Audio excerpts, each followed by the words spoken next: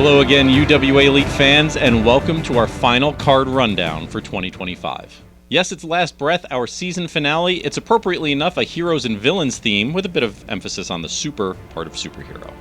This Saturday, November 8th, we will be opening the doors at 6 p.m. Bell time is at 6:30, and we will be at, say it with me, the UWA Elite Army Base at the South River VFW, 31 Reid Street in South River, New Jersey. Tickets are on sale at UWAElite.com, and as of this taping, Front Row has sold out, but there are still general admission tickets remaining, so don't miss out on our season finale.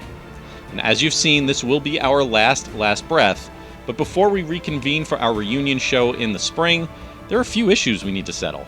Things like championships, grudges, win streaks, and maybe even an awakening. Let's find out a bit more about Last Breath 2025. The 28th champion in UWA Elite history, the mat mechanic, Eric Corvus, has held that championship belt since Living on the Edge in July, when BT Bull, Chris Powers, and Ryan T all conspired to, quite frankly, cheat Joey Adams out of his championship, with Powers and Ryan joining the contingent in the process. Now, Corvus saw this as vindication, proving himself right about his efforts to split and take over the contingent, pitting himself and BT Bull against Ty Thomas and Nick Kay, the man who put together the group in the first place back when it was called Nicholas K. Associates. Now, Ty and Kay were finally officially forced out of the contingent at Aggression in June of this year, with Corvus becoming the new de facto leader. Well, as a wise man once said, how the turntables. Now, Ty Thomas has been on a mission to take down Corvus, but the gambler has had roadblock after roadblock thrown in his way. Perhaps the most significant of them is the fact that under the mat mechanic, the membership of the contingent has grown, as I said before, with the strategic additions of stuntman Chris Powers, former ref Ryan T, and now most recently UWA rookie E-Money Millie. Even just last month, the new additions were already making a big difference, ensuring Sean Damage McNellis did not get that record-breaking 4th UWA Elite Championship title reign that he was looking for. But perhaps Ty's moment has finally come. After drawing one of the 2 starting numbers in this year's Brawl for It All, Ty didn't even make it to the ring before being assaulted by Corvus, Powers, Millie, and Ryan. And waiting for him in the ring? BT Bull. Well, despite all odds, over the next 1 hour and 7 minutes, Ty fought through 29 other men, joining forces with SDM to eliminate all 4 other members of the contingent, until finally Ty eliminated Damage himself, to come out victorious as the first and only UWA Elite wrestler to enter the brawl at the start and win it all. So now we find out 2 very important things. 1, can the gambler overcome the odds once more and walk out of South River with the title, closing out 2025 as your new UWA Elite champion? Or will the machinations of the mat mechanic and the contingent, and make no mistake, there will be more things thrown Ty's way at Last Breath, prove to be simply too much for Thomas to overcome? Oh, and there's one last wrinkle to this story. In this match, there will be no mistaking the winner, no foot on the ropes, no video review, because this Saturday, in your final Last Breath main event, the UWA Elite Championship will be decided when either the challenger Ty Thomas or the champion Eric Corvus utters the words, "I quit." At long last, after coming within a hair of championship gold on numerous occasions, the team of Corey Dillinger and Matt Vertigo, the Diligent Enterprise, finally scored a victory over and took the tag team championships away from Robbie Roller and KTB, the Do or Die Posse. Or did they? You see, there's a bit of a problem with how the match at Brawl for It All ended. Yes, Roller was pinned for the 1-2-3, but he was not the legal man. KTB was. Now, I'll admit, in all of the confusion, I didn't pick up on it on commentary. But of course, the champ's UWA Elite Hall of Fame advisor, an original member of the Do or Die Posse, Cypress, immediately spotted it and called it a non-victory for Vertigo and Dillinger. Well, it seems the Hunter and the King of the Barons agree on that point too, and KTB and Roller proceeded to just flat out steal the belts from ringside and escape right out of the venue with them. In a backstage moment you can see right now on all of the UWA social media outlets, Roller and KTB were celebrating with their retained titles before UWA Elite President Dave Swan stepped in and informed them that the official decision would stand, telling them they've been here long enough to know that if you lose a match, you deal with it. Well, following a literal tug of war for the belts, Swan made his decision. If both teams say the tag team championship belts belong to them, and both have a fairly legitimate claim, then the best way to settle it will be to challenge both teams to be the first to grab the belts that will be hung 15 feet above the ring. Do or Die is fine with this, but the Diligent Enterprise? For them to have to, as they put it, go begging to Swan to win back the titles after already winning them, feels a bit like they're coming into this match as the challengers and not the champs. And now they have to win a ladder match against the team who started their title hunt by winning UWA Elite's most recent ladder match, the Tag Team Golden Ticket. The Do or Die posse have had their shaky moments, times when they looked, well, beatable. And obviously no more so than when they seemingly lost those titles at Brawl.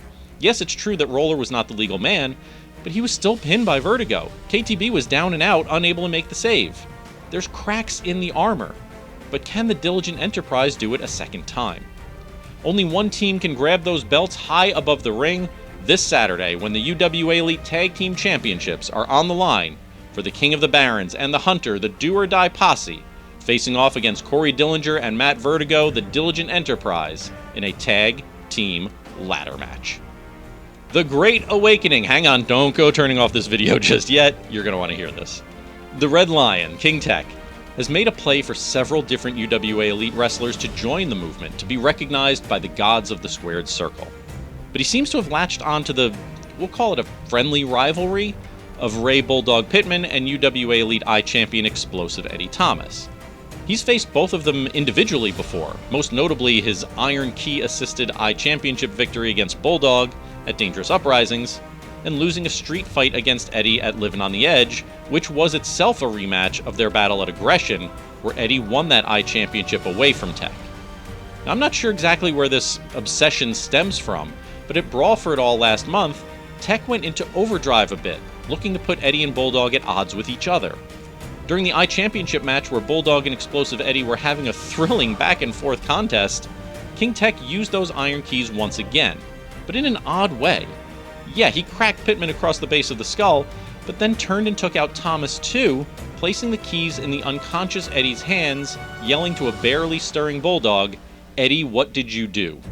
Now, backstage after the event, Bulldog and Eddie Thomas cleared the air a bit, with Eddie pressing the fact that Tech was the one who hit Bulldog. Well, Tech entered to point the finger at Eddie, and with a bit of a flourish knocked over Eddie's gear bag, and the Iron Keys fell out.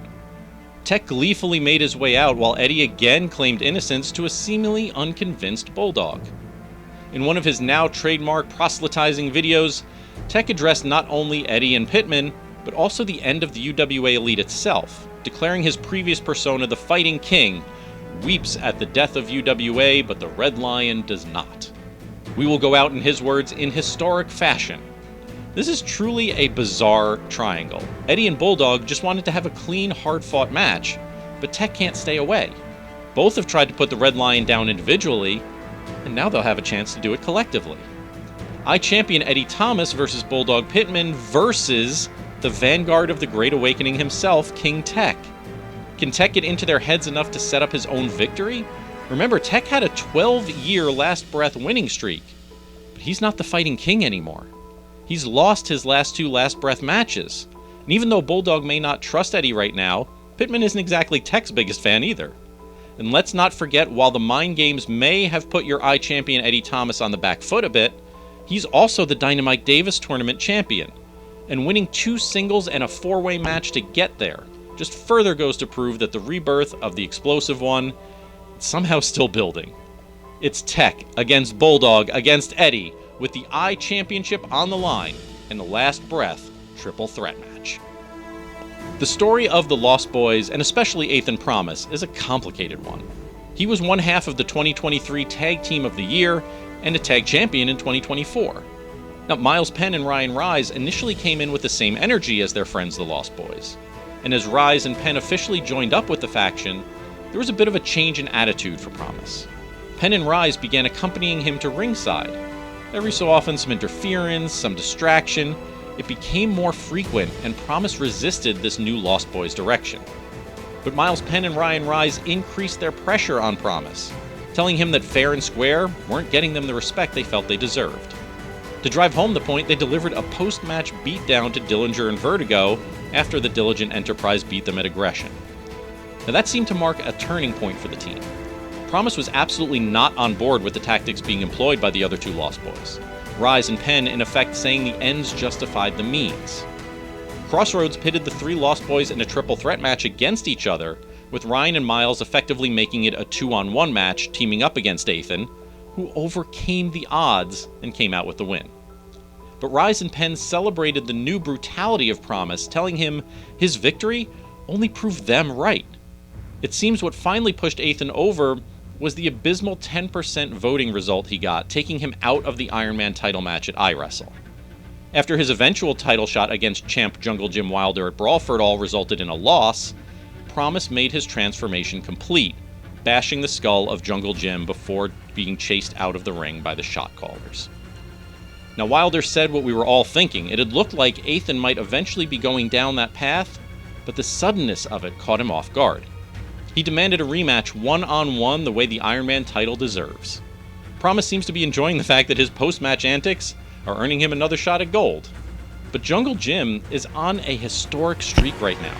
17 successful Iron Man title defenses and over a year-long reign, which is now approaching the length of the record title reign of UWA Elite Hall of Famer, the Wretched Bows, now simply known as our head of video production, John. As a matter of fact, it might get really interesting if Wilder can hold on to that title through Last Breath. He'll break the record of Bows in March of 26. And you know nothing would make Ethan Promise happier than to kill that dream before it becomes a reality. It's a return match. It's for the Iron Man Championship, and it's happening this Saturday when your UWA Elite Iron Man champ, Jungle Jim Wilder, defends against the Backbreak Kid, Ethan Promise. Now, that is not the only match to result from this conflict. The shot callers, Flash Carter and Jay the Key Evans, are without a doubt one of UWA Elite's most popular tag teams. And not just as a tag team either. Perennial most popular wrestler nominee and frequent winner, Flash Carter, has been taken under the wing of one of the most gregarious members, look it up, gregarious, members of the roster, the key to professional wrestling, Jay Evans. Now, unfortunately, popularity hasn't translated into victory for the shot callers. At least not yet. Despite success elsewhere in the pro wrestling world, Flash and Evans have yet to put one in the win column here at UWA Elite. The Do or Die Posse at Aggression, Rise and Penn at Livin' on the Edge, KTB and Roller again at Crossroads, the #1 contendership lost to the Diligent Enterprise at iWrestle, and an average at best showing for either man in the Brawl for It All, which ended up seeing the shot callers, Jungle Jim Wilder, and the Lost Boys all eliminating each other in one fell swoop. Now remember, it was the shot callers who confronted Rise and Penn after the Lost Boys enacted their post-match beatdown of the Diligent Enterprise, but Flash and Evans seem to have now accepted that their words fell on deaf ears. They issued a challenge that serves a dual purpose: finally get one in the win column, maybe teach Rise and Penn a lesson along the way. These two teams have been on a collision course, and we finally get to see it all come together this Saturday at Last Breath, when this tag team grudge match has Jay the Key Evans and Flash Carter, the shot callers, squaring off against Miles Penn and Ryan Rise, the Lost Boys. So we talked earlier about the contingent and their strategic interference. Well, as it turns out, you can't go poking at practically every member of roster without making a few enemies. And you can't add the former leader of a controversial faction and just assume that person's past won't catch up to the rest of the group. Of course, I'm referring to Chris Powers, the former leader of the now disbanded Old Guard, a group that comprised himself, Joey Adams, TJ Blade, and Mike Seaway. As a matter of fact, if you recall last year's Brawl 2024, they were the last four men standing, and Powers ordered the other three to eliminate themselves, with varying levels of success. And now the experienced stuntman is captain of the contingent side of a six-man tag team grudge match, alongside the newest and least experienced members of the faction.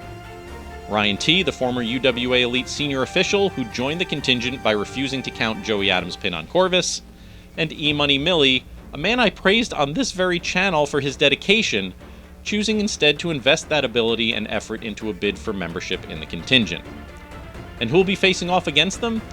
Well, if the title of Grudge Match wasn't enough to give it away, they will be the three former members of the Old Guard. The anti-hero Joey Adams and the reformed bro team pack of Mike Seaway and TJ Blade have several scores to settle, not just with former leader Chris Powers, but with Ryan and Millie as well. Let's take a look at the bullet points here.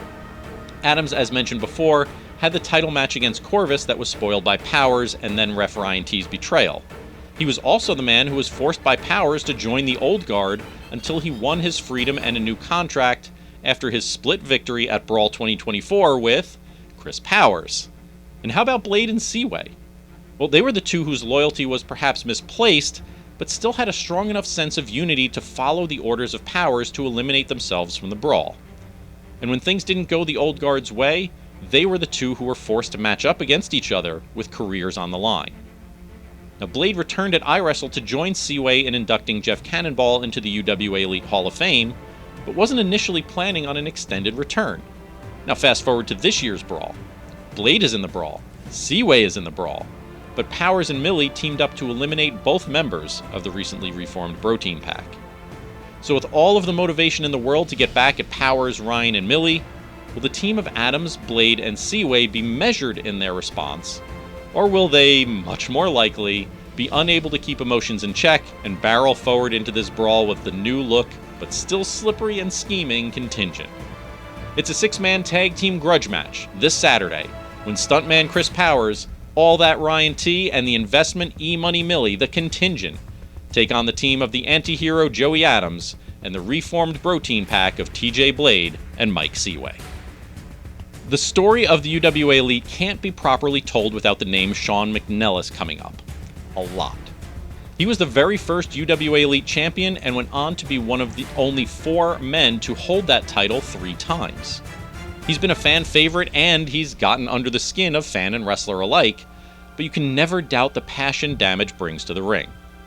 Now, Damage has been on a tear lately, not only taking on anybody who crosses his path, but also railing against what he saw as unjustified matches that he feels he was only given because it would guarantee positive fan reaction and feedback.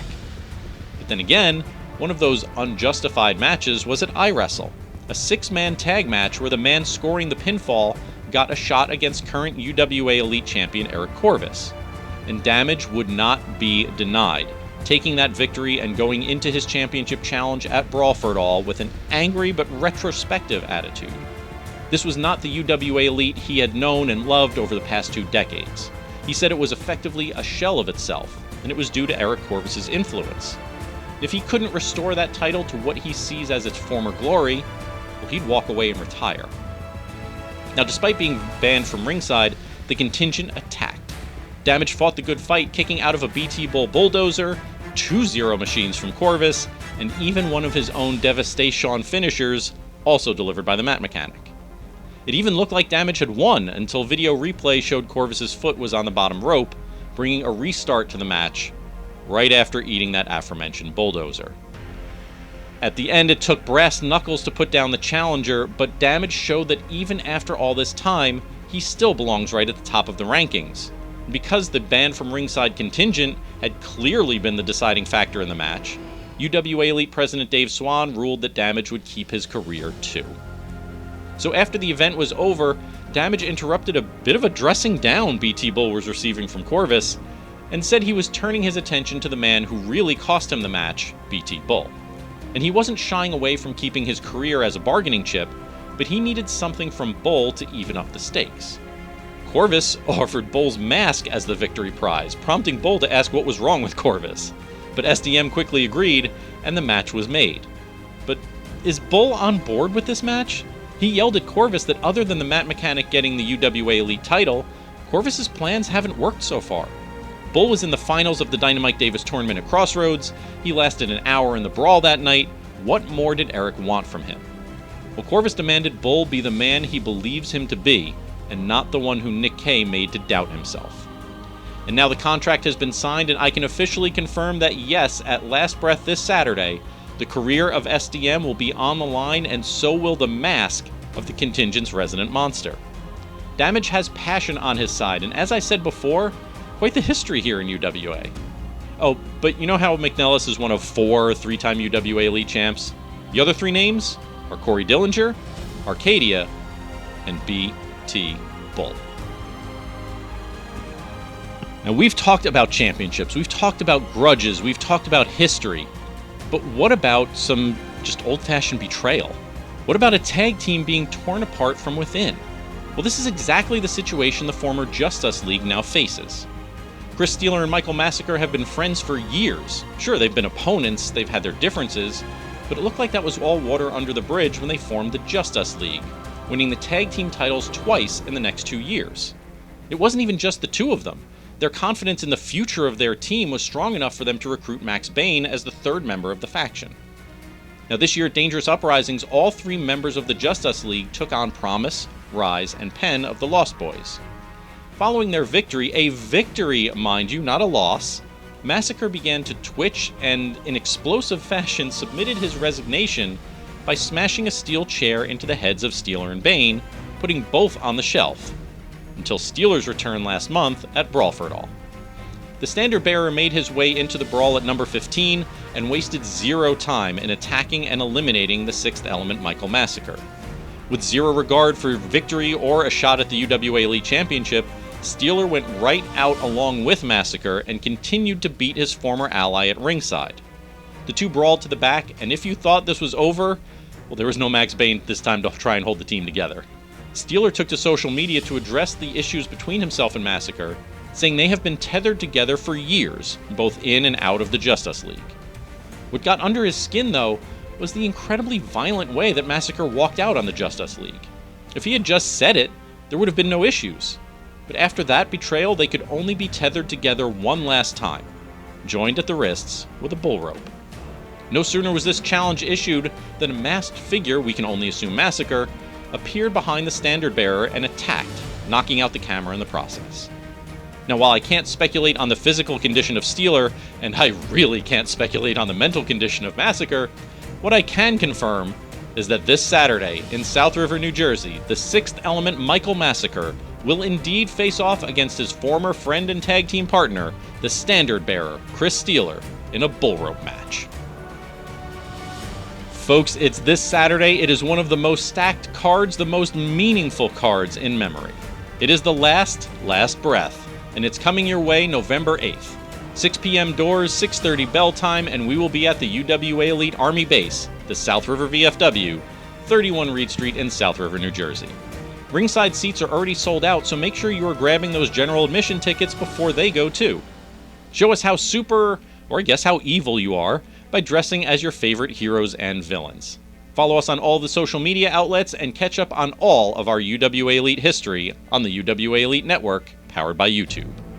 It's bittersweet, but with your help, we can make Last Breath just a little bit sweeter. Until then, this is the Man of 1,000 Spreadsheets, MC Hale, saying I will see you at ringside.